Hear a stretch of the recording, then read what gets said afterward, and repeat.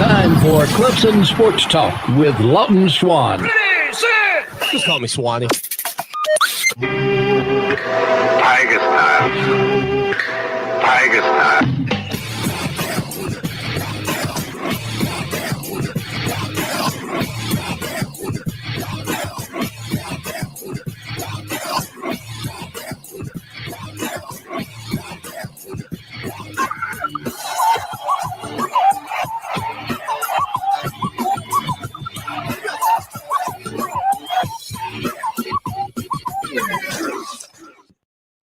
Finally, Clemson Sports Talk has come back to Drive Time. Hello, everybody. Lawton Swan back in the saddle. Once again, it is the show that shakes the Southland. Clemson Sports Talk for you each and every afternoon as you make your way around the great state of South Carolina and beyond. Listening to us on incredible radio stations like Fox, Sports Radio 1400 in the Midlands, around the world on the iHeartRadio application. Oof, pitiful, pun intended, performance from your Clemson Tigers. Pitt 27, Clemson 17. The final score, Heinz Field, looked a lot like what I expected. Again, our prediction here on the program, in fact, the simulation, if you watch the game, the simulation also having Pitt knock off your Clemson Tigers on Friday when we ran it. Both scores very similar to the final result. I thought somewhere in the range of 31-20. You got a 27-17 final score. The simulation predicted Pitt would win 26-20. So again, very similar to the final score there at Heinz Field. And, you know, the thing that you gave up and the thing that you lost in this game is what we said all along you had to have. You had to continue to win out in order to have a chance to get into the ACC championship. You had to win out in order for NC State to find their way back to you, and that's exactly what happened. The Wolfpack lost against Miami, 31-30, and that is the quintessential thing that you had to have happen to get you one step closer to climbing back into the driver's seat, except you had to take care of your own business, and Clemson couldn't. The offense, pathetic. I mean, I don't really have another word for it. Again, DJ Uiagalelei, inept. 12 of 25, 128 yards, no touchdowns, 2 picks, including a pick 6 in the opening drive of the second half that essentially put the game on ice. Put Pitt up 21-7, and that was the end of DJ for at least 2 possessions where Tyson Pumachan came in, did lead a field goal scoring drive for Clemson. But the Tigers, again, just all over the place.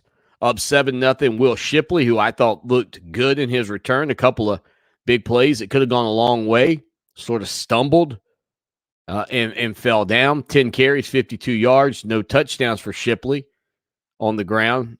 But the big drop over the top that would have potentially put Clemson up 14-0 is a play you look back on. We'll hear from Dabo Swinney coming up in just a little bit, but tip your cap, man. Kenny Pickett outplayed DJ Uiagalelei. By the way, Uiagalelei, by throwing no touchdowns as you hit the 8th game of the regular season this coming Saturday against Florida State at 3:30, still only has thrown 4 touchdown passes. Think about that for a second. 4 touchdown passes all season, 5 picks. That is absurd. Kenny Pickett goes 25 of 39, 302 yards with 2 touchdowns, no interceptions in the ball game. And you, again, continue to find mistakes and missteps all over the field of play for Clemson from what was going to be a 3rd and 18 on Pitt's final drive of the first half in a tie ball game. Balin Spector just drills a defenseless Pitt Panther. Now, again, whether there was a whistle, whether he could tell the kid had caught the ball or not, I look, it's a bang-bang play. And I do hate that that's a penalty. But, I mean, that's a huge play that gives Pitt a first down and an opportunity, and they go down and score and take the lead at the break. And then just the inexplicable pitch from DJ on that shuffle pass that takes place. The irony, too. When Pitt beat Clemson in Death Valley 43-42 back in 2016, Matt Canada, the offensive coordinator at the time of that team, burnt Clemson left and right with a similar play, and the Tigers never figured it out.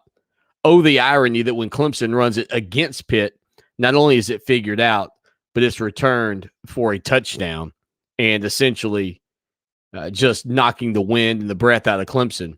And maybe the most debilitating thing of all, maybe the most disappointing thing that took place in the entire ballgame, and we've said all along, you cannot continue to expect this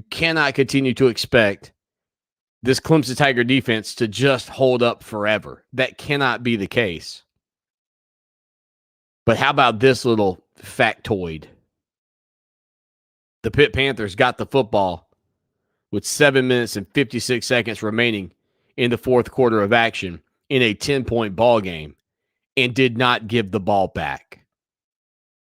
Consumed every ounce of the clock on 15 plays, moving just 49 yards. I mean, look, I don't buy into anybody that would sell you the hype of this is the end. Clemson's done. They're not going to be a significant player in the college football world over the next few years. I don't buy that. I still think this team is very, very good. But they have hit a terribly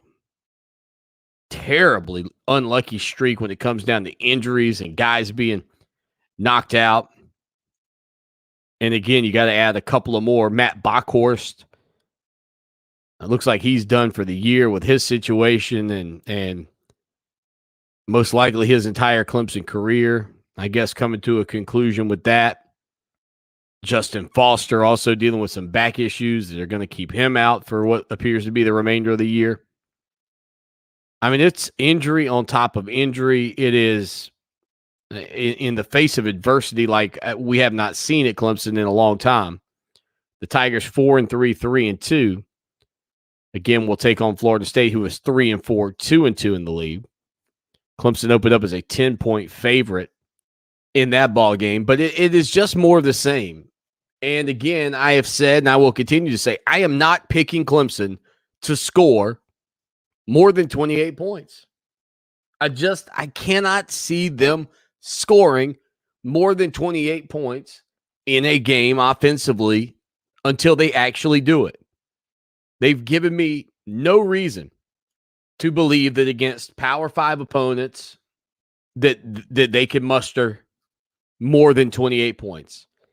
As a matter of fact, if you're keeping score at home, Clemson entered this ball game against Power 5 opponents, scoring just 67 points this entire year.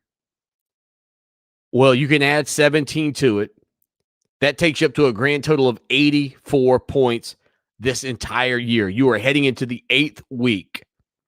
Now, again, that does not include the points you put up against SC State.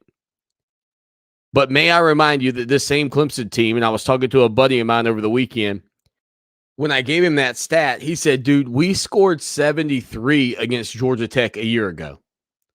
I know. DJ Uiagalelei at this point has been barely, and I brought this up, 2 weeks ago? Barely better than he was in his 2 performances against Boston College and Notre Dame in back-to-back games last year. In those games alone, DJ threw for 781 yards, 4 touchdowns, no interceptions. This year, in all the games, he's thrown for 1,100 yards, 4 touchdowns, and 5 interceptions.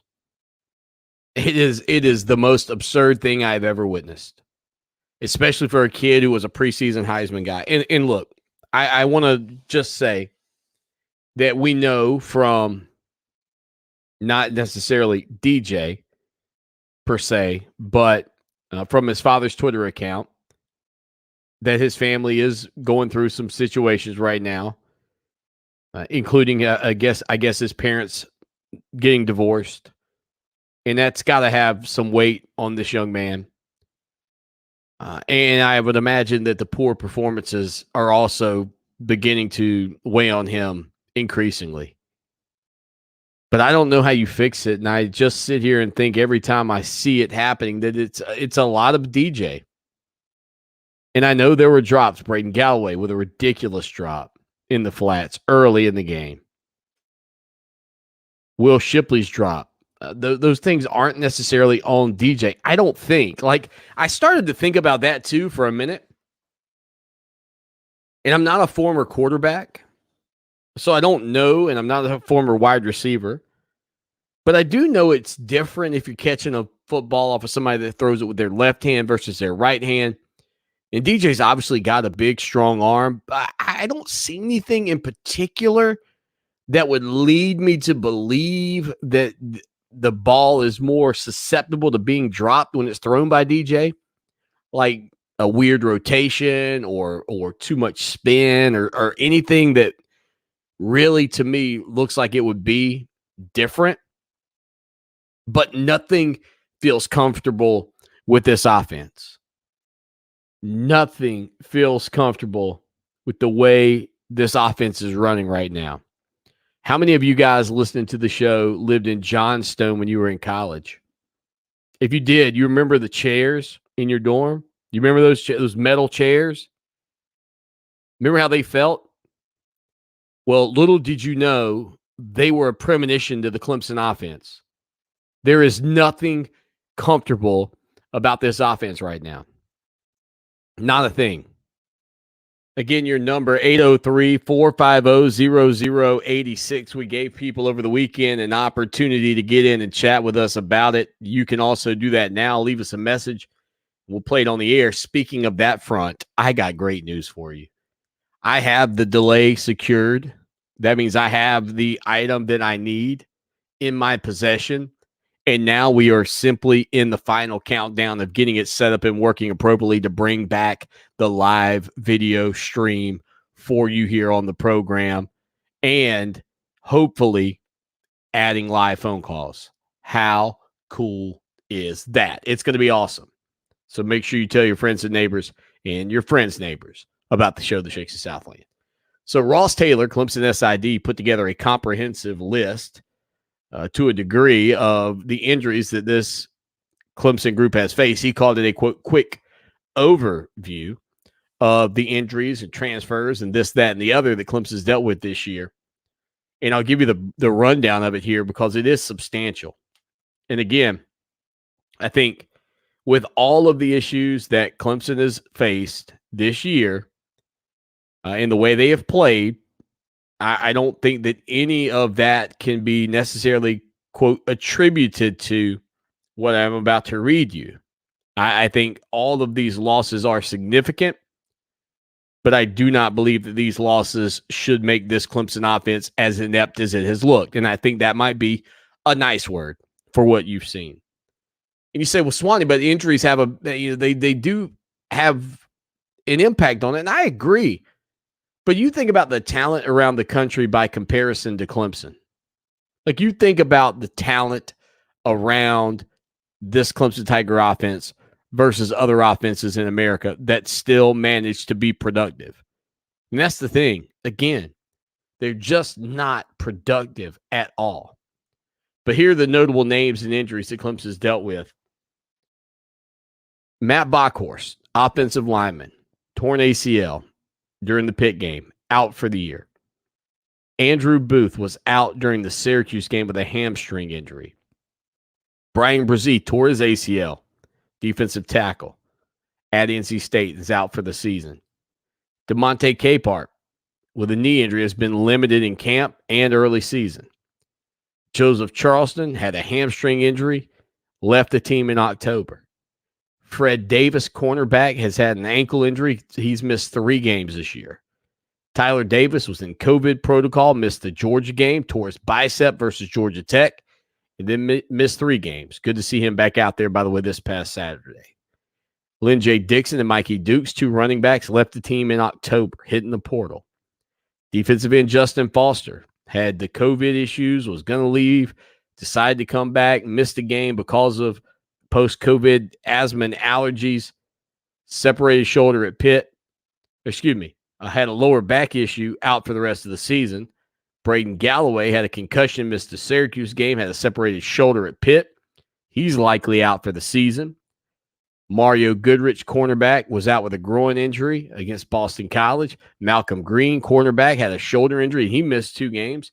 Taquan Johnson had a pectoral injury with preseason surgery, and he's out for the year. Frank Ladson had a groin injury, late October surgery. He's out for the year at wide out.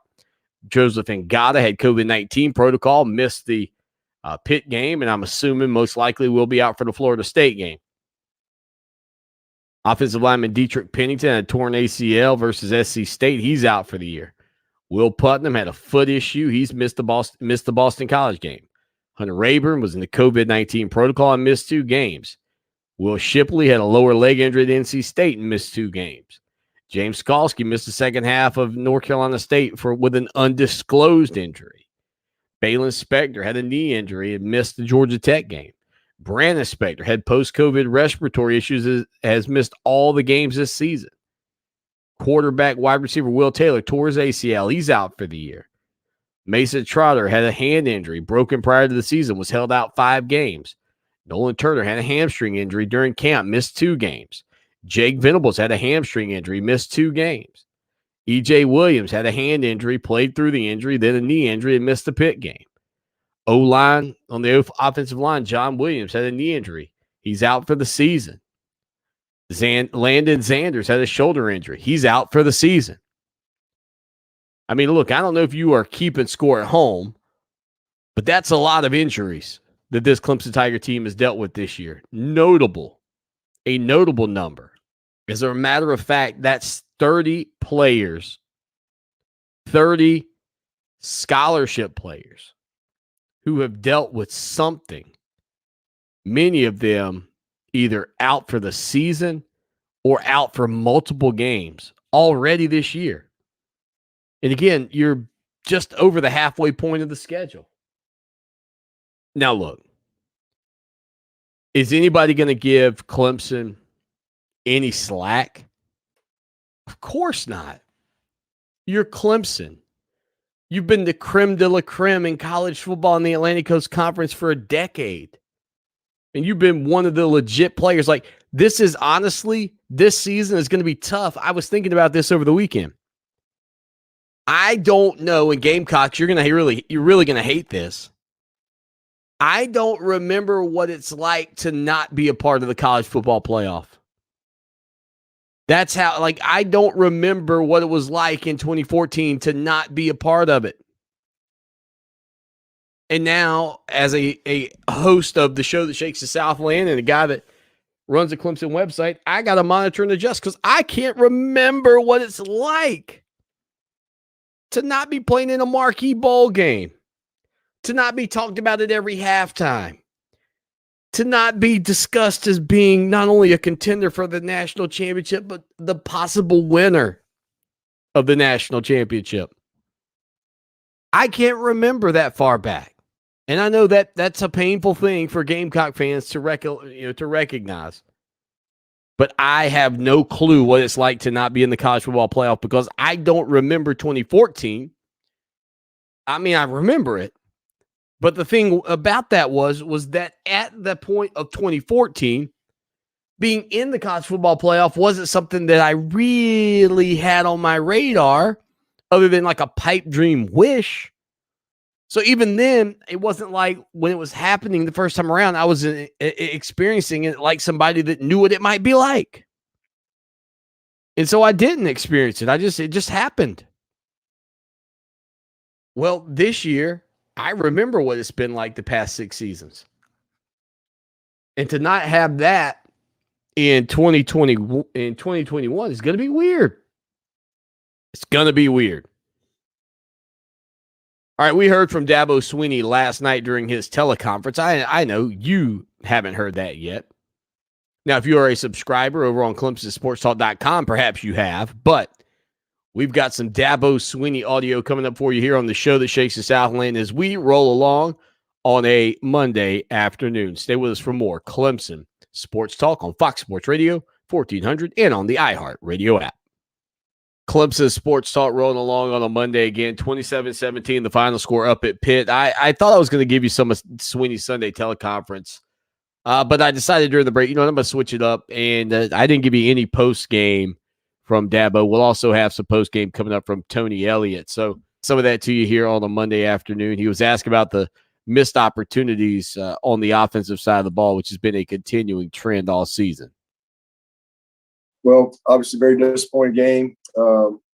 Offensively, just once again, just so many missed opportunities, critical turnovers, drops, and missed throws. We are what we are right now. We're very immature, very young, and very unconfident offense. That's for sure. Defensively, we played a good, I thought, quarter and a half to start the game. Then we had the big bust on the throwback, busted coverage there, and then they made a nice play on the 3rd and 7 sprint out touchdown, and then they come right back with a 2-minute drive and 4th and 7 get a touchdown. It's very disappointing. We didn't affect the quarterback like we needed to, and then 8 minutes to go in the game, we couldn't get the ball back, took a knee. So they just kicked our butts. Simple as that. But we lost everything we needed to do to win the game. We didn't do. We lost the margin. We did not make the routine plays that were there, and just some huge missed opportunities. We've got a chance to go up 14-0, and we don't make a play, and they come right back and score, and then they get the ball back with a little bit of time, and they hit a 4th down touchdown right there at the end of the half, which was really critical. But again, didn't make the plays there, and then 3rd down was the difference. So lost the margin, didn't make the easy plays, and then 3rd down, they were 10 of 18, and we were 4 of 11. So couldn't get them off the field, couldn't stay on the field, and we didn't affect the quarterback. Just to recap what Dabo Swinney had to say there, basically Clemson got dominated. I mean, in every single statistical category except for the scoreboard, where they had a chance, but then Pitt runs out the entire final 7 minutes and change, as we mentioned. And there's certainly been a lot of conversations about this Clemson Tiger team and who they are right now. And Dabo Swinney was asked flat out, is there a competition at quarterback? I think everything's under evaluation at this point. At 4-3, where we are, everybody's got to show up learning every single day. And we just got to take it one day at a time. We'll go to practice and see who has the best practice, and we'll figure out who's going to run out there first at every position. Again, do everything we can to try to find a way to win a game. So is there a chance that Tyson Pumachan could end up being the starting quarterback for your Clemson Tigers this season ahead of DJ Uiagalelei? What a story we are currently following as it comes down to this Clemson Tiger team. Dabo Swinney was also asked about DJ in particular, and here's what he had to say. I think it's a little bit of everything, but his last 2 games have been his best 2 games. I mean, he did some. He had played his best game in the BC game, but it's kind of the same thing. We dropped some easy balls and we missed some easy throws in that game, and we really could have put that game away. But then he comes back in the Syracuse game and he played really well. He missed a couple, but he really played well with his mind and his legs, and I thought it was his best game at Syracuse. I was very encouraged with that. But once again, we missed some plays. We had some critical missed opportunities and some drops that could have kind of put that game away. And that's the frustrating thing about where we are. And then tonight, I mean, I thought Tony had a great plan, and he gave him a chance to win the game. But you got to find some rhythm. And again, the first touchdown, we had a touchdown throw to Bo Collins, and it was a 4th row. The ball's behind me, and he beats him, and it's just a little post throw, a little post go, and the ball was kind of put behind him, and so we had to kind of stop. He got in there late and knocked it out. So just missed play. We had a couple of drops, and then obviously the play to Shipley. I mean, he makes a beautiful throw, and that's a walk-in touchdown. And you're gonna be up 14-0. And instead, we have to punt, and then they go on the long drive and score, tie it up, and get the ball back a couple minutes and score again on fourth down. So, it's just a combination of again, just, immaturity, youth, lack of confidence, and all those things affect your rhythm. And but the kids, they're trying hard, and we're just not very good right now. But I believe in these guys. I believe in our coaches, and we gotta keep grinding. And again, I think you gotta have good perspective, and I'm thankful for perspective.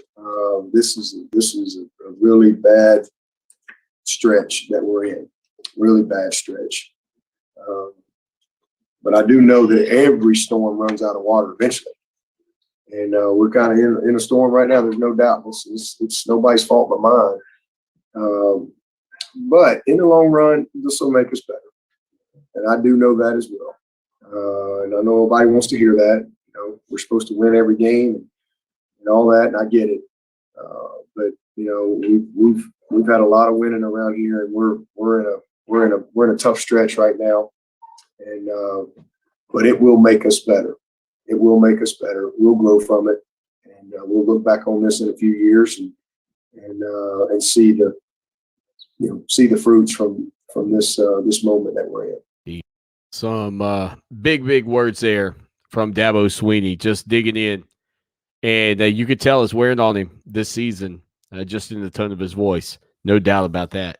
803-450-0086, 803-450-0086, text line, phone line. Don't forget, you can get in as well. As a matter of fact, coming up right here, I'll tell you what, we'll do it right in this upcoming segment. We'll hear from some of you who called in after Clemson's loss on Saturday. Again, that number, 803-450-0086. And as I mentioned, out of the gates here on a Monday afternoon, I do have the delay that I need, and I am going to get everything all squared away, and I hope to bring live video back to the show by hopefully next week. Again, when we get back, your calls and more here on the show that shakes the Southland. Keep it locked for more Clemson Sports Talk on Fox Sports Radio.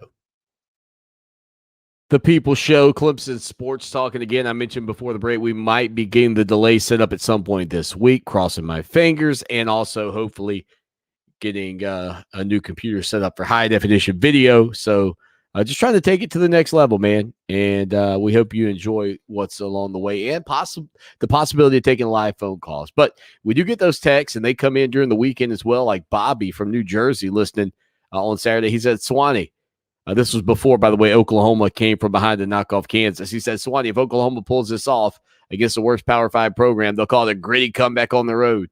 If Clemson wins by 3 at Syracuse, the media says they stink. Go figure. Well, the media might not be wrong after that loss to Pitt. Am I right, Bobby? But I am picking up what you are putting down. Plus, our buddy John in Archdale, dude, he made the trip all the way up to Heinz Stadium Heinz Field for this game. And I think a lot of people did, quite frankly, simply because I think that they wanted to be able to have this first trip to Pittsburgh for a ball game. I think that's sort of one of the traditions that a lot of Clemson Tiger fans have. The thing I was wondering about the stadium, again, it is also the home of the Pittsburgh Steelers, who have a similar yellow uniform. But the way the stadium looks with the yellow seats, I mean, it's just so natural. It almost looks like a home stadium for the Pitt Panthers. I wondered if the blue seats that we saw at the game in some of the photos, or what appeared to be some of the blue seats, were indeed blue, or if that was just something that they have, I don't know, covers or some seats that they can change out. But man, the yellow, it's a perfect fit. Preston chimes in the program. He says, Swanee, I will learn to listen to you again off of my prediction that Clemson was going to lose. Preston said 32-20 Clemson. Again, I kind of saw it the other way around, and it's essentially what we got in Pitt's 27-17 victory. I thought it would be somewhere 31-20, I think was the score that I gave you. But we also allow you to call in and talk and give your thoughts on the game. And We had several calls that did come in, some before the game and some after and some during. But here's one in which I wanted to play for you on the program from Adam. Swanee, anybody know if Cade Kablunkett's going to be early enrollee? I'm still down with the Tigers. I'm not a fair weather fan. I got my poncho on, and hopefully we can get it going. But I think Dr. Pepper and Bojangles just wasted a whole lot of money. I think DJ is going to be a bust unless he proves me wrong next year. This is Adam. Go Tigers. Adam, man, I appreciate the call. Look, I think you have kind of hit the nail on the head in some respects, just with the facts of, if you think about the investments maybe that Dr. Pepper and Bojangles made in DJ Uiagalelei, my hunch is they're looking back on that thinking, is NIL the best way to market ourselves at this point?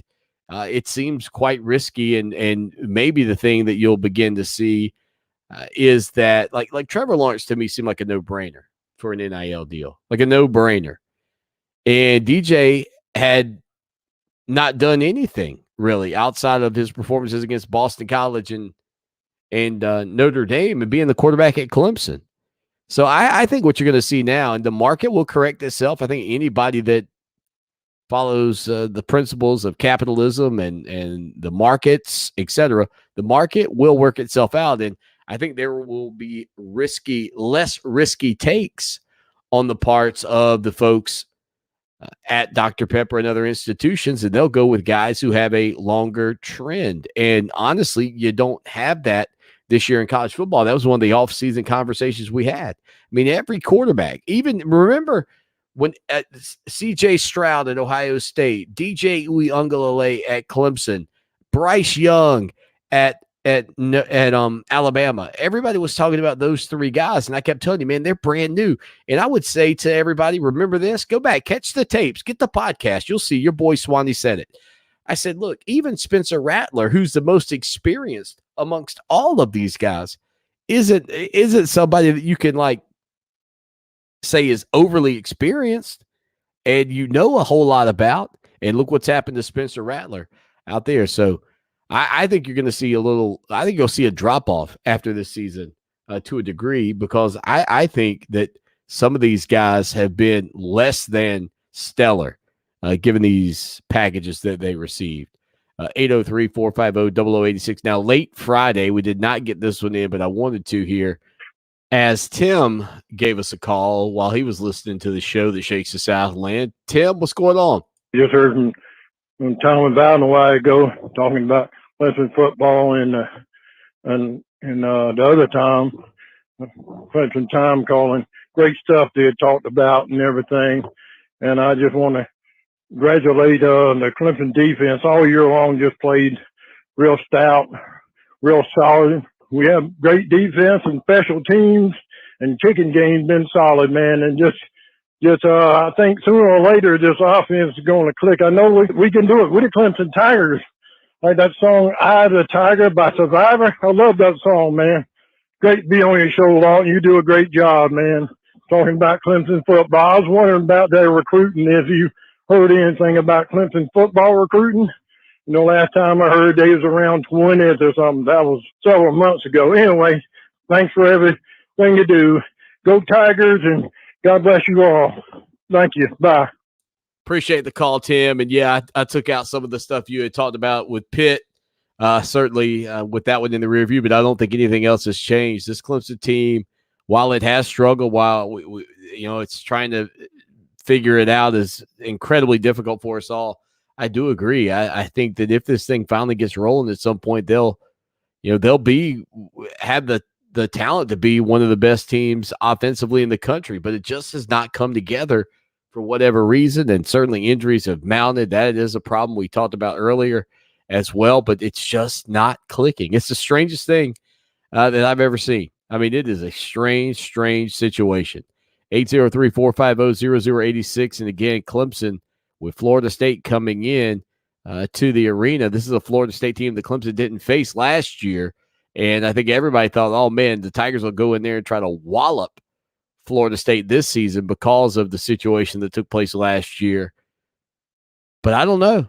I don't know if Clemson is going to be capable of walloping anybody remaining on their schedule. I mean, it is just a strange, strange season. There's no doubt about that. Stay with us. On a Monday afternoon, the show that shakes the Southland Clemson Sports Talk. Tony Elliott, after Clemson's 27-17 loss to Pitt, was asked about the mistakes and drops from the wide receivers. Now, I do want to say, and a lot of people, are talking about the wideouts, but Will Shipley, a running back that had maybe the biggest drop in the ball game. But here's Tony Elliott just on the drops and what that does to the team.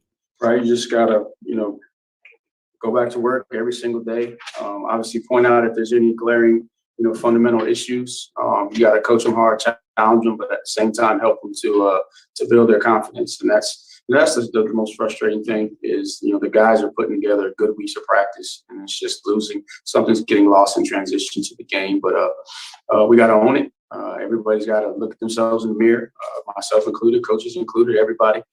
Support staff and see what we can do better. And then we got to recommit, come back to work on Monday, and just keep challenging, keep coaching, keep pushing, and keep demanding that these guys, pay attention to the little things, play in, play out, every play in practice. And again, that's a sign of youth, because obviously the older guys understand what it takes. They've been through their trials and had to go through their growing, their learning curve. We just got some guys that are in the middle of that learning curve, and unfortunately, it's showing up on Saturday when we least want it, and just causing a bunch of issues.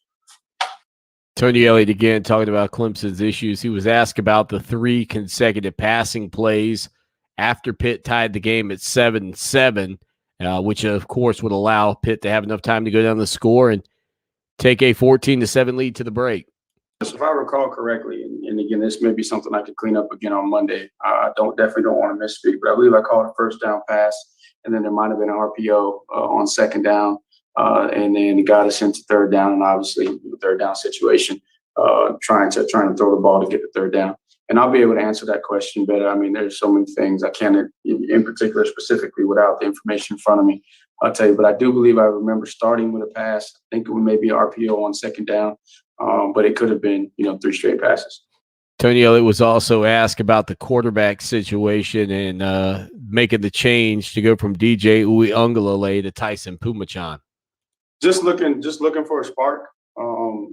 Change it up a little bit. And, you've seen over the course of a couple of games, we've been trying to have a little package and getting Tyson in the game. And we knew that he gave us a different element running the ball. He did a really good job, when he got in there and, managed the situation, made some good decisions in the run game, made a few plays with his legs. So it was more just a decision to try and, get a spark to get us going. And then late in the game, when we knew that we were going to have to throw it down the field, obviously DJ gives you the best chance there. So, it's nothing major. We'll evaluate everything, in the program once we get back to campus and go forward there. But really the decision with Tyson was just to try and find a spark. And then later in the game, when we knew we had to throw it, you got to go back with DJ. Tony Elliott would go on to say that he thought it was way too early to evaluate whether or not there would be a quarterback battle moving forward. But an interesting response he did have was to being asked if, DJ's play had earned him any benefit of the doubt moving forward this season. I think right now, offensively, with where we are, every job is going to be evaluated at every position. Every position has to do things better to give us the opportunity to win. We're struggling with continuity, especially up front. Losing Backhorst was big. He's not, obviously he's not just a physical presence in there. He's a leader. He kind of, keeps guys in line. He's able to help with the communication. So we got those issues up front, and then at tight end we got to continue to work to make sure that we're contributing both in the run and pass game, wideouts. We got to get guys healthy. We got to get some continuity there, but most importantly, we got to catch the ball, and then quarterbacks got to make the right decisions and make the throw. I think in the first half. We had some plays there. Either it was a throw, that was off target, or we dropped the ball and, probably could have had some more points there in the first half and maybe changed the complexion of the game. But we didn't. And that's kind of been our story right now, inability to have that continuity. We're going to generate the confidence to build the consistency that we're used to having on offense around here. Tony Elliott, again, talking about the issues that Clemson's had. One of those, that big Will Shipley drop we mentioned earlier. Here's his thoughts on it. No, I didn't necessarily see it that way. I think you had that, and then a combination. I think when Bach went out, there was a couple of plays in there where we weren't necessarily in sync. I know there was one in particular I addressed at halftime, just the basic protection that we showed them all week that we needed to pick up. We didn't pick up. That kind of gets us, off a rhythm there because the play would have been there. So I wouldn't say it was Shipley's drop there. I think it was just a combination of things. And the guys were in good spirits. At halftime, understanding that, man, we should be in a different situation, but we're still in this ball game. We get the ball back, and then we don't come out and put together a good drive. So I wouldn't put it on one play. I think it's just a combination of things. And right now, just offensively, we're struggling with confidence because of the continuity and the drops and just guys not making the plays that is going to ignite that. Just like you said, you can look at particular plays and potentially point to and say, that kind of deflated in offense. And there's plays where you make a big play, like Jay Ross makes a big play on the touchdown drive that ignites the offense. We're just not getting enough of those plays that are igniting the offense. And we're not making the layups. That's the frustrating thing. We're not making the layups, and therefore we're not able to generate as many of the explosives either. Tony Elliott breaking it all down. And again, that was a great play call. I know he's taking a lot of heat, but that's a great play. Guy's perfect. He's wide open. It's going to be 6. Going to put Clemson up 14 points in this ball game. 803-450-0086. Final thing for you. Tony Elliott was asked about the pick 6 shuffle pass that came out in the second half. Here's his thoughts on it. That was a tough one because the end that he was reading to the field dropped, but we had the edge secured. So if he stays on the move, he's going to be able to work the sprint out concept there. And so that's what he could have potentially done. And then if you see that, just put it in the dirt. But that's tough because it's a bang bang play. But you like for him to see that, hey, my edge is still captured, my end dropped, but I still have my options out there to the field if I continue on with the sprint. Tony Elliott again on Saturday following Clemson's 27-17 loss. Lots of frustration there from Coach Elliott. And if you could just see his face, just to know, he's just rubbing his hands on his face because, again, he's taking a lot of heat for this. But a lot of those situations in that game this past Saturday were the players and a lack of execution. We'll hit a quick break. Hour 2 coming back. William Qualkenbush joins us. Stay with us. It's time for Clemson Sports Talk with Lawton Swan. Ready, set. Just call me Swanee. Tigers time. Tigers time.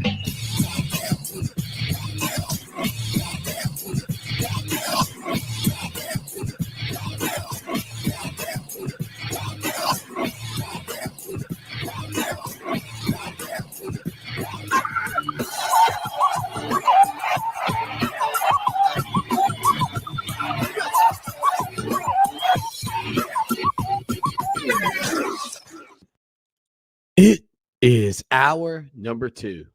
That's drive time right here on the show that shakes the Southland Clemson Sports Talk. Lawton Swan with you. William Qualkenbush stepping into the arena to go 1-on-1 with the great one. Qualk, I think the stat I saw over the weekend from legendary Clemson SID Tim Beret was that in their past 70 games in the ACC, Clemson had lost 3 games.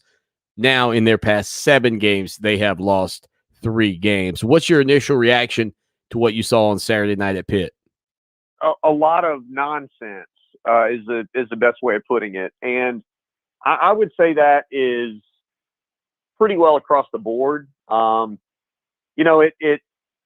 understand that people are going to be frustrated, and it was frustrating to watch. Clemson establish the run, have more rushing yards than passing yards in the first quarter, and get 138 total yards, I think, and then be under 200 yards for the rest of the game.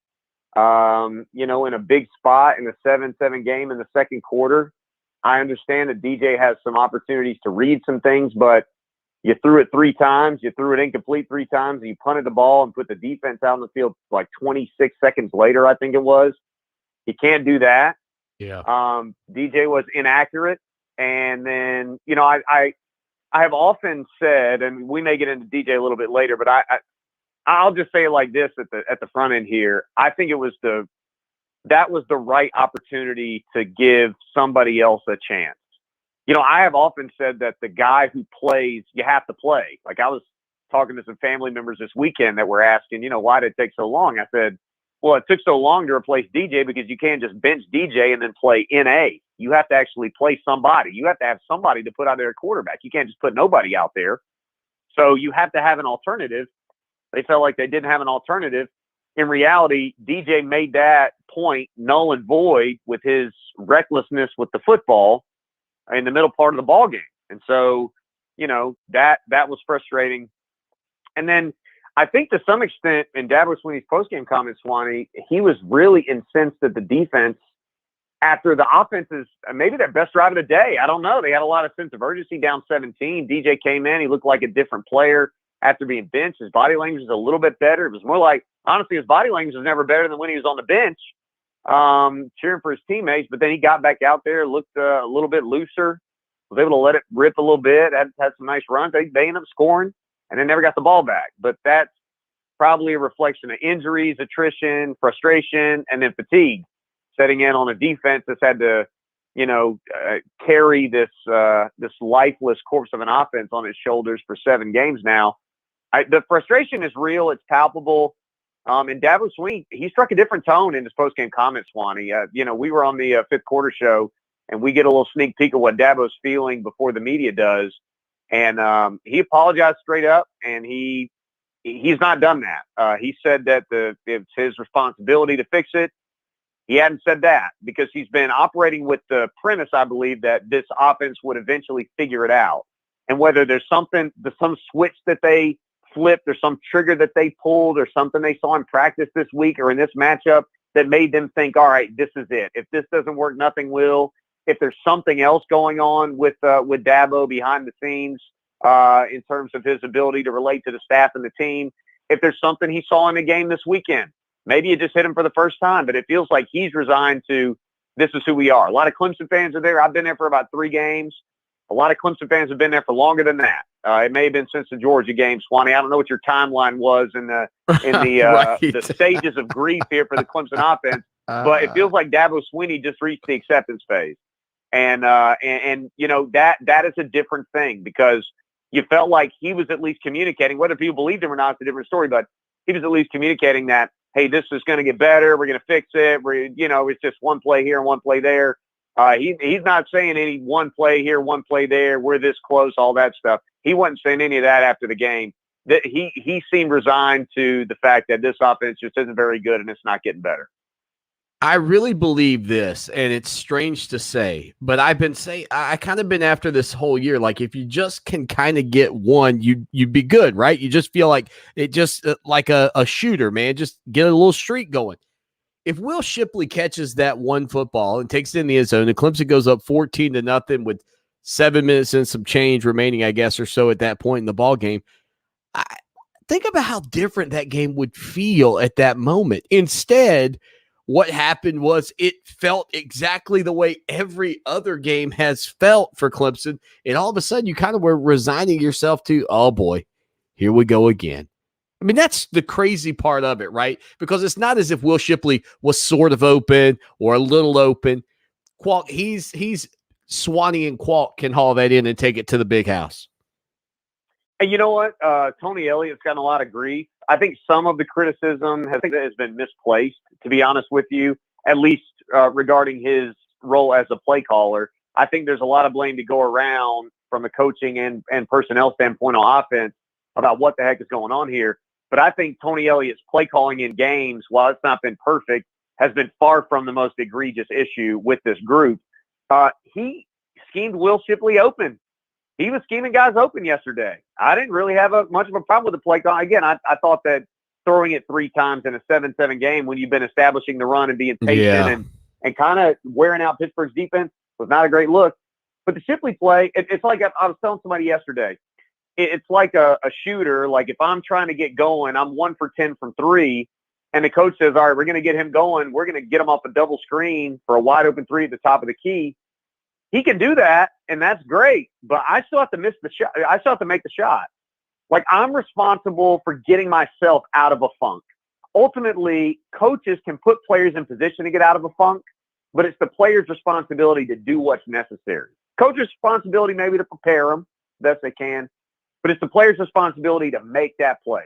Right now, Clemson's offense isn't making any plays.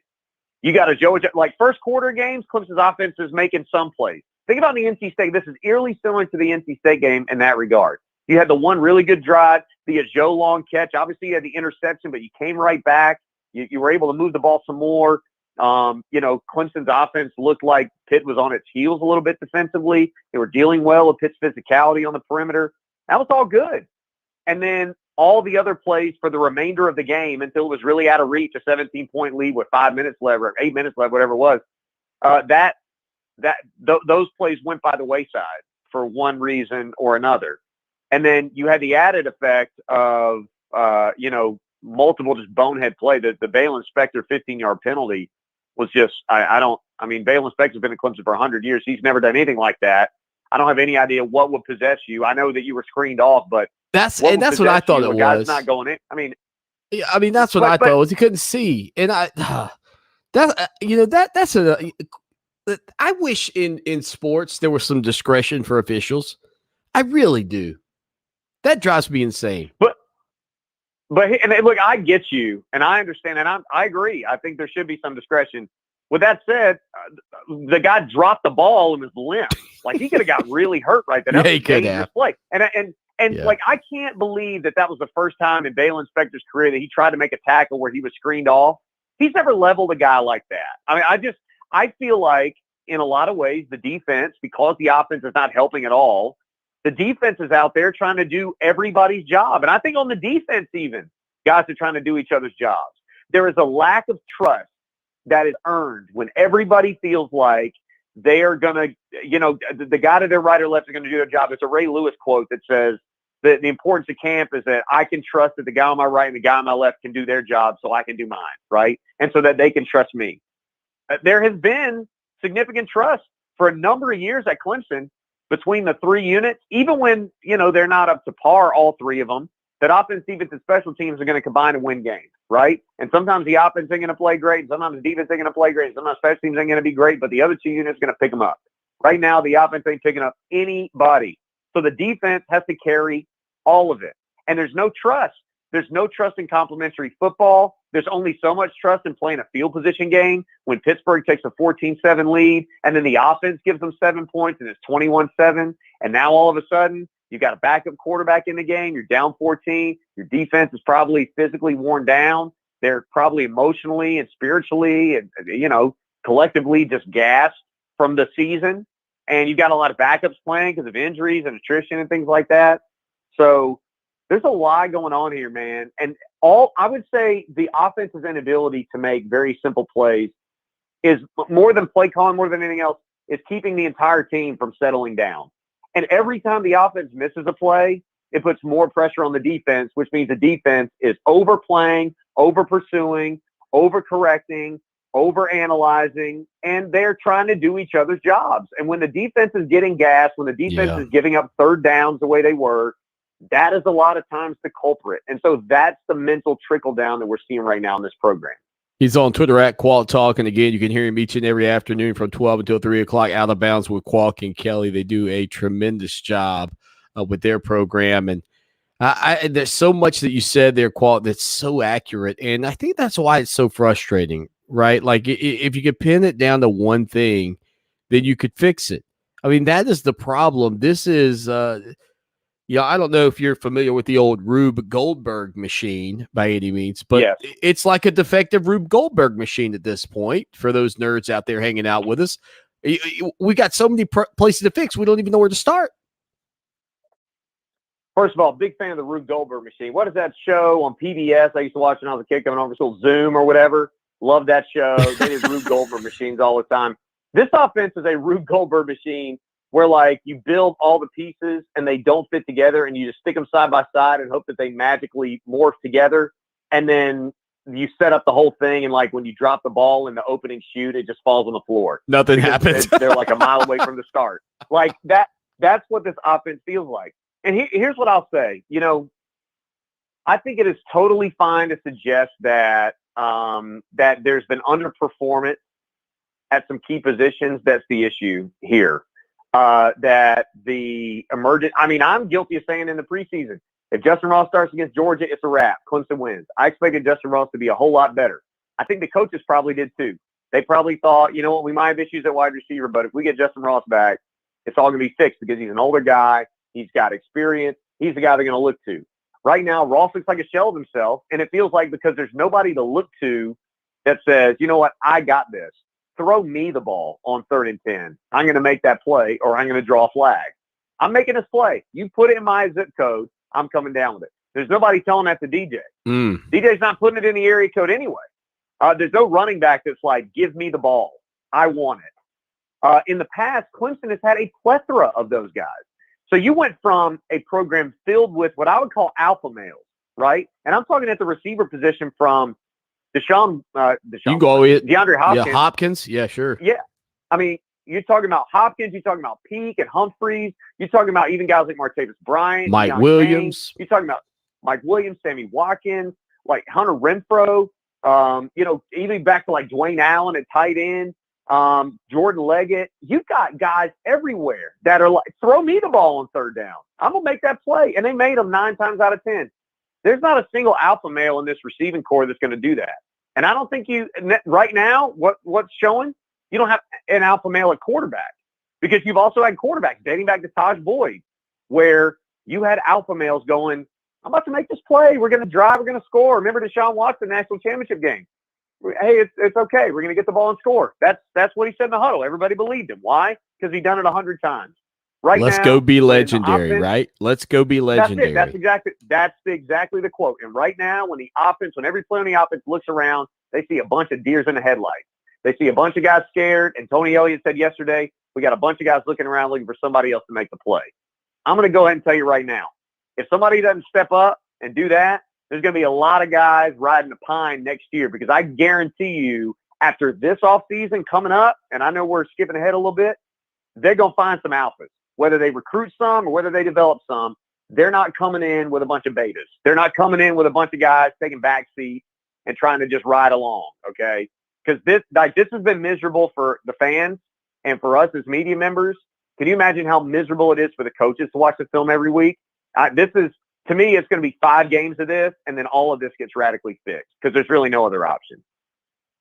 It's funny you say that because I was actually thinking the same thing. As frustrating as it's been for everybody, from the media to the fans, et cetera, the coaching staff watching this stuff, just they have to just be dumbfounded because it's whether it's DJ, whether it's the wideouts, whether it's just some drop balls here or there. It's just one thing after the other. It's almost a comedy. Like it's almost gone from being like a tragedy to a comedy where you almost just laugh, right? Like when that ball bounces off of Will Shipley's shoulders, I just went, my gosh, these guys can't catch a break. They just can't make a play. For sure. And then, Matt Bockhorst goes down. So like you get Shipley back in miraculous time and then you lose Bockhorst, who is the leader of your offensive line. Now, again, like even on the broadcast, they were talking about how he can sometimes have issues with delivery. And I'm not sure he's like he's not the Eric McLean or Jay Guillermo or, somebody like that really, that was a voice that everybody respected to that degree. I think Bockhorst did his best. I think he tried really hard. I think he was frustrated with a lot of things going on. I just think, he did his best, but now he's going to have to do it from the sideline. You hate it for that kid too, because he wore it all on the field. He switched positions for this team. To his personal detriment for this team, he switched positions early in the season. I think that shows you what kind of a player and how dedicated he is.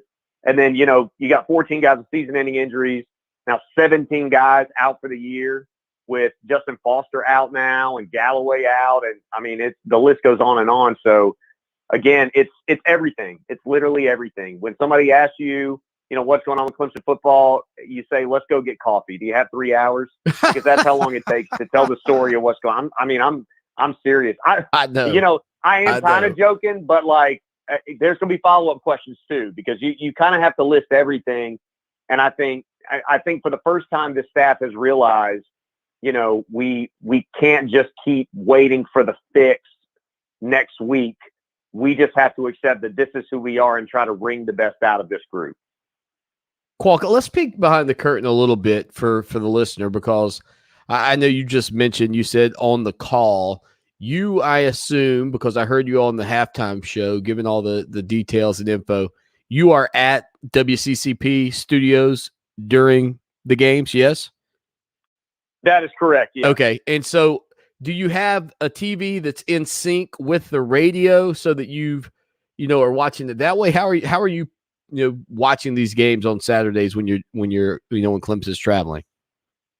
So it's interesting if you're watching and listening at home. I know a lot of folks do this. You can kind of pause the direct TV or whatever you got. You can sync it up. People all the time tell me they do that. That's the way to do it. The way the TVs are set up in our studio, that's not really an option. So I hear the play before I see it, because I've got Don playing in the speakers in the studio and in my headset, if I'm on headset at the time, and then I see what's happening in front of me after that. So it's definitely a delay, but I know what to expect before the play happens. It's kind of an interesting way I wouldn't recommend it necessarily if you don't like to be spoiled by your ears before your eyes, but it's the way we roll. I heard that, man. I heard that, Qual. Look, always good. Well, that's the way we roll on Mondays. We hang out with you and get the scoop. I know it's been a crazy week and really a crazy season for Clemson Tiger fans, but I know you and Kelly do a tremendous job up there. Again, 105.5 The Roar in the Upstate. Out of Bounds with Qualk and Kelly from 12 until 3 o'clock each and every afternoon. Qualk, buddy, we will talk to you next Monday, man. Hopefully talking about a Clemson victory over the Florida State Seminoles. I really think so, Swanee. I think they're going to rally and bounce back, but time will tell. Always good to be with you, buddy.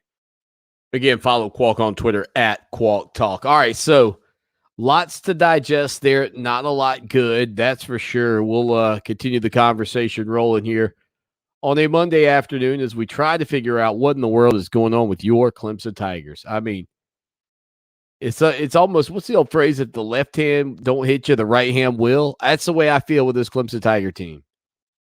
And Qualt makes a good point. Like I hate the play and the way it shook out for Baylon Spector, but that's just, it's inexcusable. And I do wish there was some discretion, because I understand what happened, but man alive, it's not the offense. It's something dumb from the defense that has cost this Clemson team over and over this entire season.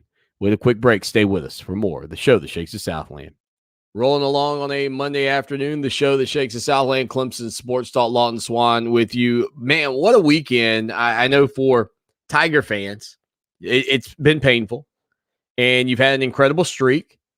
I mean, honestly, if you think about this team and kind of the success that they've had, I mean, it goes back well before the 2015 year. I mean, there was the disappointing fact that you were losing games to the South Carolina Gamecocks on a regular basis. But once Dabo Swinney sort of turned that corner back in 2011, 10 years ago, I mean, things were really, really good. I mean, this program has been really good for a long time. But what got me this weekend was when the Braves knocked off the Dodgers to advance to the World Series for the first time in 22 years. And I thought, oh my goodness, I'm 4-4. And the Braves have not been in the World Series in half of my life. And during the first half of my life, they were pretty bad at the beginning, but then they had this incredible run under Bobby Cox, only winning, though, sadly, one World Series during that time. But the thing I noted that kind of took it away to a degree, the kind of wow factor of that, was the recognition of how good Clemson football has been during half of the time that the Braves were not that great.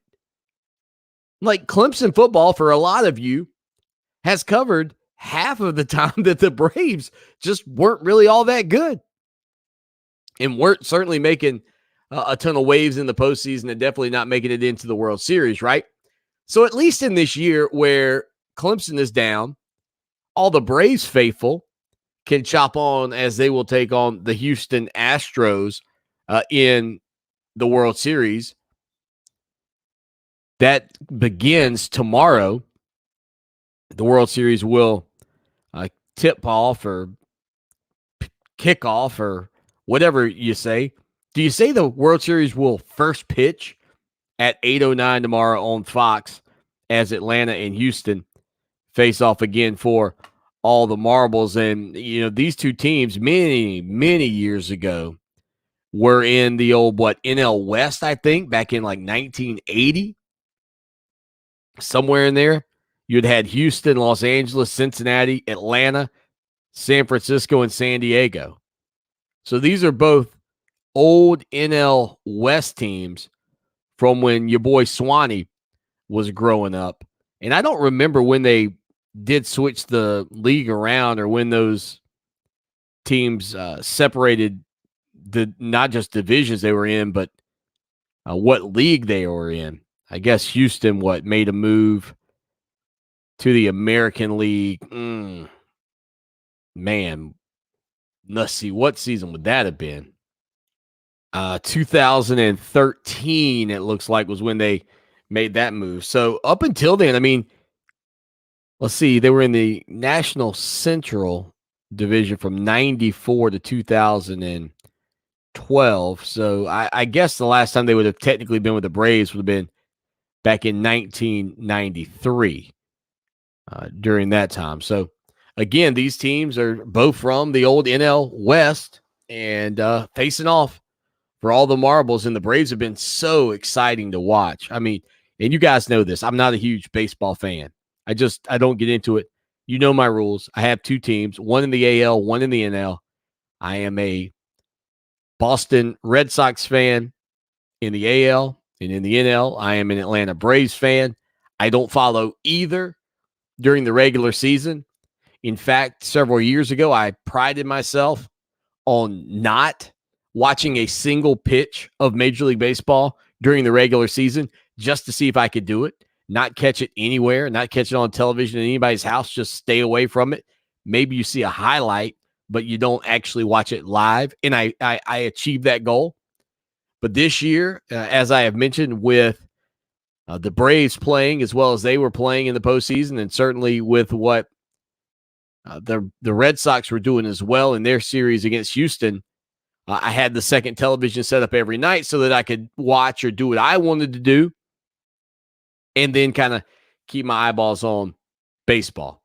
But I will be rooting for the Braves big time as Atlanta, again, opens their series against Houston coming up tomorrow at 8:09 on Fox. Now, the question for me that I would ask you as fans of the sport, who amongst you are rooting for the Astros, unless you are an Astros fan? So this would be a question for anybody that's not an Astros fan. I mean, is there any way that anybody is rooting for the Astros that just isn't a Houston Astros fan, given the results of what took place a few years back when the Astros won the World Series and then it turned out that they were cheating? And look, I've always said, listen, sign stealing should be something that's not frowned upon or infringed upon. If your signs are so bad that people can figure them out, that's on you. But blatantly cheating and doing what the Astros were doing, stealing signs, using technology to get that information to the batters. I mean, just one thing after the other is one of the, I mean, it's just downright blatant when you compare it to really anything else that we've seen in sports. I mean, even more so than the scandals that have surrounded the New England Patriots. So it's hard for me to imagine that there are a lot of people out there like rooting against the Braves. Like, who would be rooting against the Braves at this point? I mean, only the Braves rivals. And I don't even know if the rivals, like the Washington Nationals, the New York Mets fans, like, I don't know anybody that would go, yeah, you know what, I'm rooting for Houston in this one. Like, to me, because of what the Astros did so recently to cheat and win a title, I think there's just a lot of animosity towards him. I think pretty much, the Braves have always called themselves America's team. Well, I think America's probably behind you, all but a small portion of Americans living right there in and around Houston. Speaking of Houston, how about one former Clemson star that's playing out there, or at least a part of a team out there, maybe on the move sooner rather than later? We'll talk about it next. Back at it on a Monday, Clemson Sports Talk. Your boy, Swanee, in the building, hanging out with you. Oh, man, am I excited because I got the delay. We're going to get the live video up and running sooner rather than later. I can't wait. I'm looking forward to it. 803-450-0086, 803-450-0086. So we're talking about Atlanta and Houston again facing off in the World Series. Well, sticking with Houston, how about Houston Texans quarterback and former Clemson quarterback Deshaun Watson potentially being on the move, and he is, according to reports, open to trade destinations besides Miami, besides the Miami Dolphins, as the Carolina Panthers also have now emerged as an option. And I got to tell you, as a Panther fan, and look, I know the situation around Deshaun is not great. It does not look great. Doesn't sound great. I am still thankful, however, to live in a country where we are innocent until we're proven guilty, and whatever happens with Deshaun Watson on that front, we'll see. And again, I don't think it's great. I don't think it's good. I don't even like talking about it. It's almost like you just rather not even mention it. Just don't even bring it up and hope that it not just goes away, but becomes unfounded, I guess you would say, given the allegations that have surrounded Deshaun Watson. But according to The Athletic, the report that came out recently, the Panthers have renewed interest in Deshaun Watson, with the NFL trade deadline looming November the 2nd at 4 p.m. Could the Panthers, who have been struggling as of late, make a move for the former Clemson star, who would certainly bring a high level of interest from Clemson Tiger faithful into the Carolina Panthers organization? During the offseason, Matt Rule and the Panthers made a move to get Sam Darnold, which has not worked out. He was benched in the fourth quarter on Sunday, although he will remain the starting quarterback, according to Matt Rule. What is interesting, not just on that front, because certainly I know Tiger fans would love to have Deshaun Watson closer to home, but thinking about Deshaun Watson, thinking about Sam Darnold being benched and being the starter, similarly, we are seeing difficulties with DJ Uiagalelei as the starter at Clemson, and the Tigers finally did something this past Saturday, allowing Tyson Pubichan to have a series. But as disappointed as Tiger fans are right now with the way their season's going at 4-3, how about the Kansas City Chiefs fans? I mean, the Chiefs right now are 3-4. They have more turnovers in 7 games than they had the entire season a year ago. Patrick Mahomes has been struggling, almost to the point of where when I watch him play, and I wondered this, remember, some of y'all didn't like it when I said, and I was talking about Pat Mahomes, that I didn't think he was like this great quarterback. I thought he still had to go out and prove it. This was before he won his Super Bowl. And again, I'll give him credit. He went out and did finally get the Super Bowl championship, which was surprising to me because I've always thought he was just a little aloof, if you will, with the football, a little loose with the football as well. Just, I get it. The uncanny no-look passes, the playmaking ability, the risky throws. I thought eventually it would catch up with him, and I feel like we're kind of seeing that now. But that's a franchise that just won a Super Bowl a couple of years ago, and they're 3-4. And they still have their guy. You know what I mean? Like, at least Clemson, you got hey, we had to change quarterbacks from the number 1 draft pick in the NFL draft, Trevor Lawrence, versus this is still Pat Mahomes' team, and they are struggling right now. Now, the flip side of that is always going to be, in my opinion, when you think about the fact that in the NFL, your year is not done. You can still make the playoffs and make a run. Like, that's the advantage. And that's why. And this is where when coaches try to say that, oh, man, and Dabo Swinney, you're one of these guys. I hate to say it, but Dabo Swinney is one of these guys. It'll water down the regular season if we have an expanded playoff. Baloney. Baloney. You know what waters down the regular season? Being 4-3 and feeling like you're eliminated already. You know what enhances it for more teams? Being 4-3 and feeling like, heck, we can finish out strong, win our conference, finish out strong, finish at or near the top of our conference, win out, and maybe squeeze ourselves in as the 8th best team in the playoffs. Like, how many teams right now nationally would be in contention for the playoffs if it were an 8-team playoff or 10 or 16? The answer to that question is a lot more than there are now. And I don't see how that waters it down. Like, does the NFL, anytime somebody comes at you with, well, Swanee, it'll water it down, you ask them, does the NFL playoffs feel watered down to you at this time? Because if your answer to that question is no, then end of conversation. End of conversation. I don't even know what this word watered down means. Like, I get it. Like, if we water down a soda with ice, I mean, I understand the concept. But how in the world having more teams in a playoff, which keeps more fan bases engaged in the season and what's taking place every Saturday, waters down anything makes no sense to me.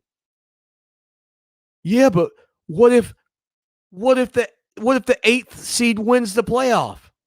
And the New York Giants beat the brakes off of the undefeated New England Patriots. Maybe they didn't beat the brakes off of them, but given the fact that New England was undefeated and supposed to be all world and New York was lucky to make the playoffs that year, nobody walks around going, man, you know what? New England got hosed. New England should be the champs. You play it out on the field. You fill the spots with the teams that qualify. And it does not water down the regular season in any way, shape, or form. It enhances it. Like, if we're making the soda at the fountain, it is more syrup, less carbonation. It's better. I think that's better. If you like it sweeter, you like it with a little more zest. Final segment coming up. We got a couple of texts coming through as well. We'll hit a quick break. We'll bounce back with more here on the Monday afternoon edition of Clemson Sports Talk. Stay with us. What have you done for me lately? It's a fair question. Just don't lose sight of the bigger picture. Don't forget history. Lucky for us at Clemson, the answer to the questions, what have you done for me lately, and what have you done always, are the same.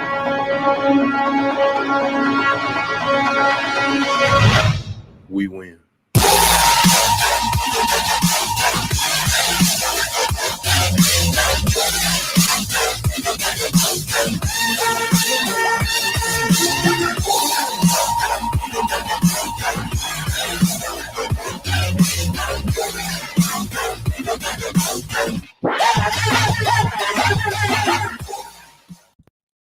Final segment on a Monday afternoon. Again, Clemson Sports Talk, the show that shakes the Southland. HD in Charlotte says, Swanee, can Clemson pass the ball in the middle of the field?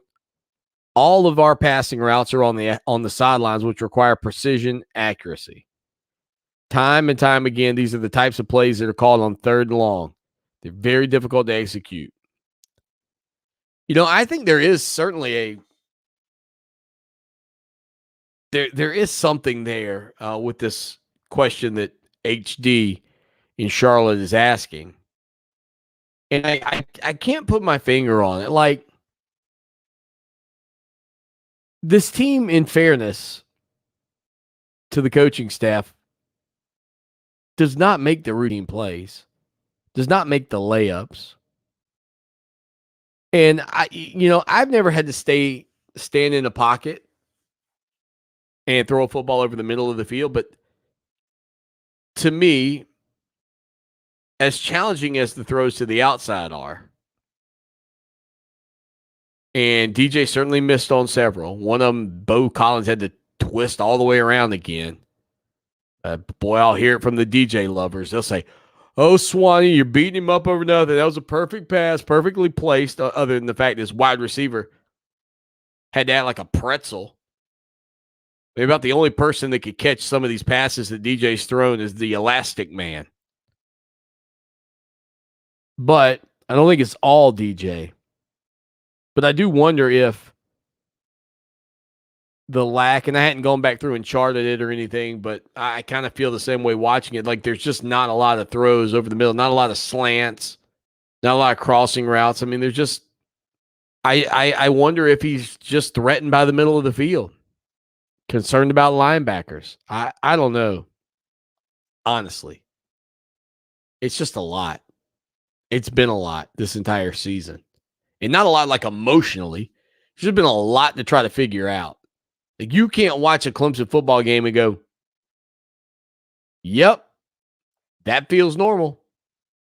Yep, that looks great." Like even trying to find a drive or two back to back that just felt like what you've seen for nearly a decade. It doesn't exist.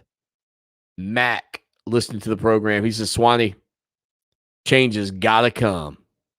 Yeah, again, it's weird, right? Because we know people age. We know the game changes. We know coaches get older. And sometimes our perception of older is that their time has passed and the game has passed them by. And nobody's catching that heat more than Robbie Caldwell at this point. I think that it's so difficult in a lot of respects to pinpoint every issue that Clemson's had because we talked about it earlier. Like the offensive line has been relatively banged up. Not a lot of depth. Maybe some of these guys are recruiting misses. Like I can't deny the sheer fact of the stats and the numbers and just kind of what you see from this group offensively running the ball. Even last year when you had a guy like Travis Etienne back there. I mean, it has not been pretty. It just hadn't. But I think you hope that given the fact that just a couple of years ago, Clemson's winning a national title, dominating Alabama, like it's not like that's that far in the rear view. That you just have to hold on to some belief that, yeah, you know what, it's not great. Yes, there's plenty of criticism that can land on a multitude of coaches on this staff. But maybe, just maybe, let me just hypothetically throw this out there. Maybe Clemson's just having a bad year. Maybe it's not that the coaches have completely lost their minds or don't have a clue what they're doing anymore. I mean, maybe Clemson's just having a bad year. And again, I know hindsight is 20/20 and you can't predict the future. But I feel fairly certain that if I'd have checked in with you a decade ago and said, look, over the next 10 years, here's what's going to happen for you in football. You're going to win 7 Atlantic Coast Conference championships. You're going to win 2 national titles. You're going to go 121-20 over the next decade. You're going to beat LSU in the Chick-fil-A Bowl in an 11-2 season. You're going to beat Ohio State in the Orange Bowl in an 11-2 season. You're going to beat Oklahoma in a 10-3 season in the Russell Athletic Bowl. You're going to beat Oklahoma in the Orange Bowl before losing in the national championship. You're going to beat the brakes off of Ohio State before winning a national championship over Alabama. You're going to get back to the college football playoff. You're going to lose in the semifinal. You're going to go undefeated the following season and hoist a national title, hammering everybody in your way in the playoffs, including Notre Dame and Alabama. You're going to go all the way through the next season into the championship game undefeated. You're going to lose that championship game against a really good LSU team. And then, you know what, the following year, you're going to go 10-2. You're going to make the playoffs. You're going to get knocked out in the first round in the semifinals, but you're there. Oh, and by the way, the year after that, you're going to start the year 4-3, and it's going to be pretty disappointing. You know what every one of you would do? You would take that deal today. That's just the truth about it. We got to get out of here. We'll be back tomorrow. Just, it's all relative, right? Again, thank you for hanging out with us today. We'll be back tomorrow at 4 o'clock. Until then, check out our website. And as always, y'all take care now. And go Tigers.